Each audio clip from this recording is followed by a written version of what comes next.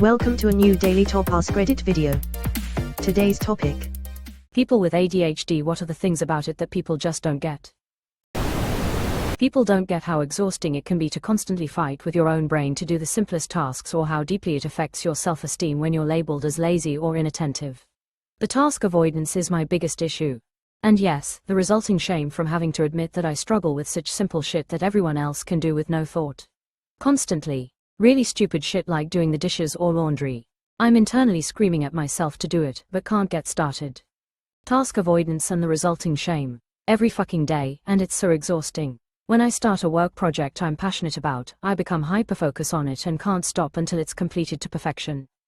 However, when I regularly put this level of effort into projects I enjoy and then get assigned a task that doesn't interest me, I struggle to begin it at all and risk being seen as lazy or underperforming because I set the bar too high.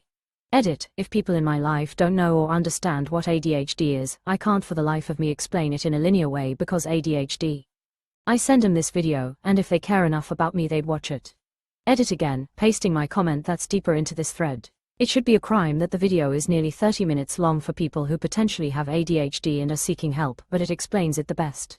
Took me 6 months to start watching it after someone sent it to me. ADHD, I'll get to it when shit hits the fan, okay? Tears of joy, had to watch it 3 times and it won't be my last. It is truly a special kind of hell to be a perfectionist in the deepest reaches of your soul, but at the same time, not have the drive or ability to achieve said perfection. Sometimes, for me, it's like this administrator in my head stops me and says, this isn't going to end up perfect like I want. So why even start? And that gets in the way of me trying so many things I want to do. If us ADHDers could really just knuckle down and try to reach our full potential, we could probably solve all the world's most taxing problems together. Tears of joy. I wish people understood that ADHD doesn't just affect your ability to focus. It really needs to be renamed. ADHD changes your brain chemistry and the way that different parts of the brain communicate with each other, which means that it has a ton of symptoms that affect every part of our daily lives. We have trouble with executive function, which means that no matter how hard we may want to do something, we may not be able to force ourselves to do it. We struggle with motivation because every task is high priority, yet our brains don't reward us for completing them. We have sensory issues because we cannot control which things to pay attention to and which things to block out. Some of us, like me, are not capable of blocking anything out unless we're hyper-focused, in which case I will sometimes literally forget to breathe. We have auditory processing issues, and I couldn't tell you why. As far as I know, it's just to make our lives harder. On the bad days, speech has no meaning, it's just sound. It's like the adults talking in Peanuts cartoons.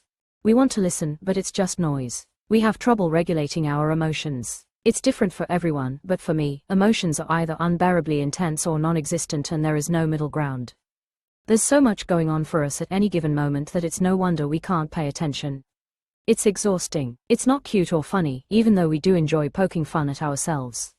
I don't think it's much of a stretch to say that most of us would give anything to have our brains function normally. Plus the memory issues.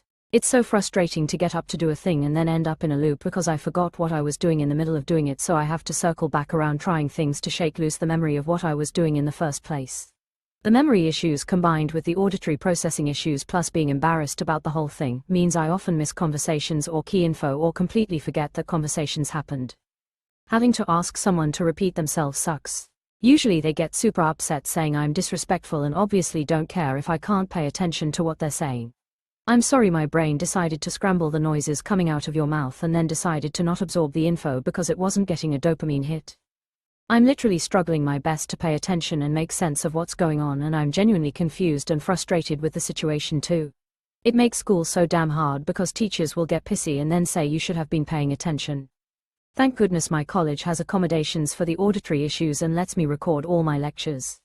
They gave me a Glean account for my online classes so I can record those easily too. The most frustrating part to me is how people act like it's a minor inconvenience and not an actual disability that makes you less able to do most things in life. Telling someone with ADHD who is trying that they just need to pay attention is like telling an ambulatory wheelchair user that they just need to walk.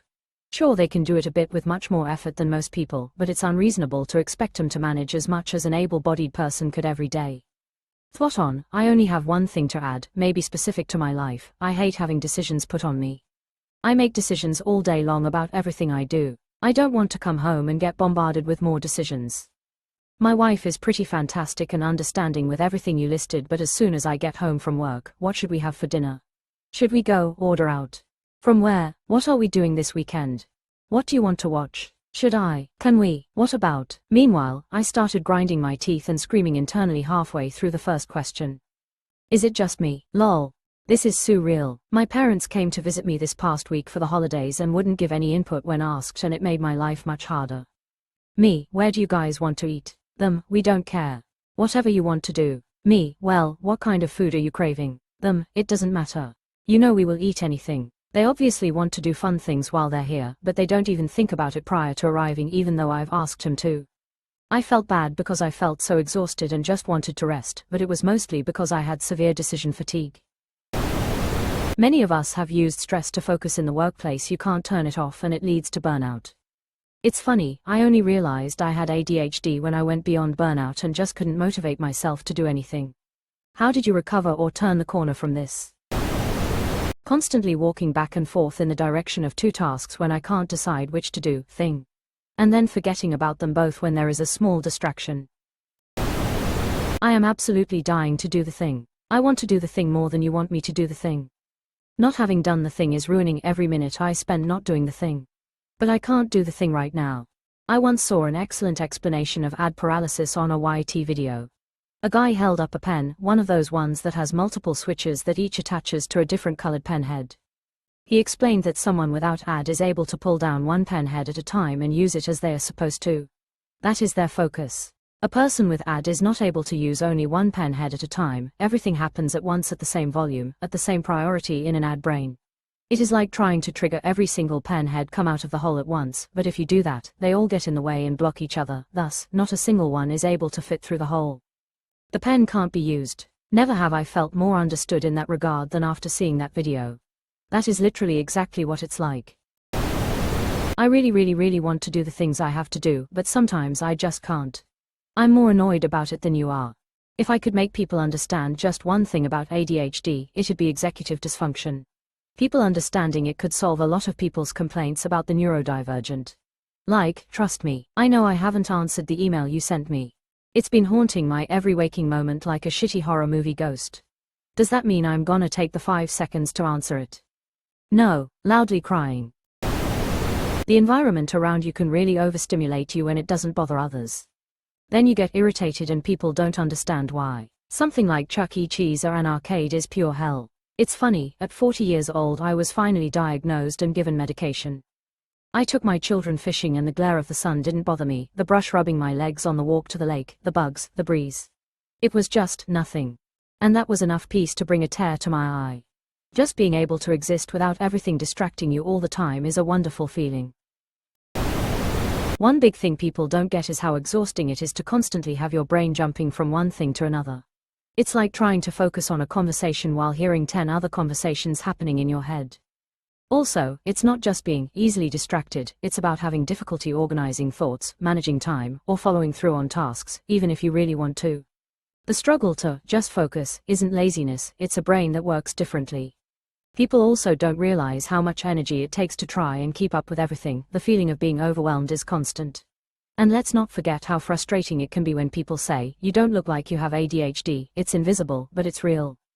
You don't look like you have ADHD. Yes, I'm sorry, I must have left my antlers in my other jacket. But seriously, what does a person with ADHD look like? Quote, but seriously, what does a person with ADHD look like? A 12-year-old boy that can't sit down and keeps yelling squirrel. That's what AD looks like to people that don't have it. I trip and stumble over my words constantly when I'm speaking because by the time I've finished a single sentence, 300 million new things happened in my brain. Oh God, this. People think you're thick as hell because you struggle to remember words or trip over your words, but it's just trying to wrangle the million different thoughts whizzing around your head and because your mouth can't keep up with your thoughts. Literally like trying to shoot fish in a barrel, but the barrel is the size of a milk carton and there are 700 fish in there and I'm trying to shoot a single specific fish.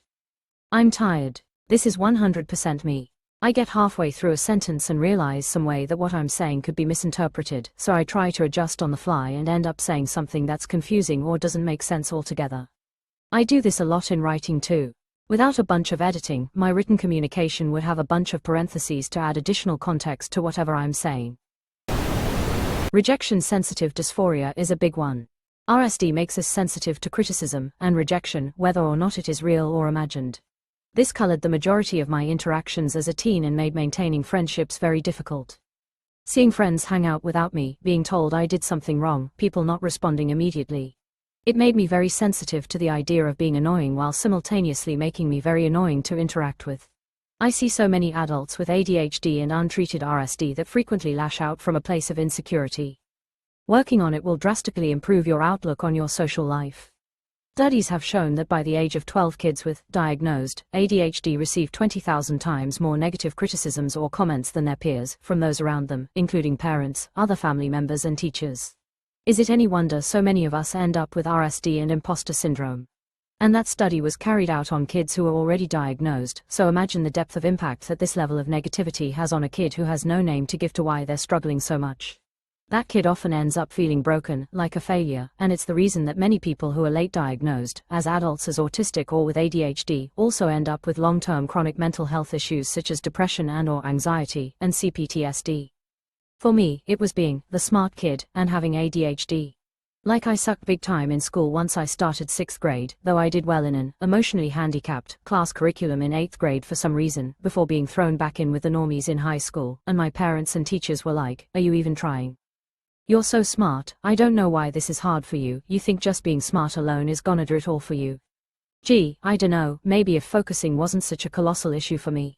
Just a thought. And ADHD meds didn't magically make me focus on my schoolwork.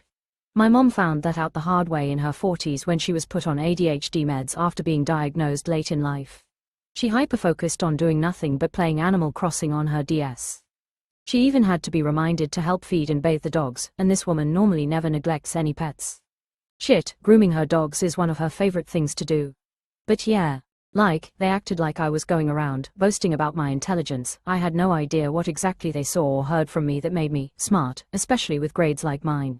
I guess because I learned to read at 3 and scored high on an IQ test that I took when I was, 5 or something. I was chewing on crayons to see if they had flavors at that age. I don't think a 5-year-old's IQ test results are something to judge them by into their school years. No, guys, you branded me with that label and hung your expectations of me on there by shoving me into gifted and talented programs and app classes and then bitched at me for not wanting to do international baccalaureate classes. Still not sure how the fuck my abysmal performance in high school qualified me for IB at all. It was maybe the criticisms were well-meaning. We called him smart, he should feel good about that. Smart is good, but boy did the execution suck.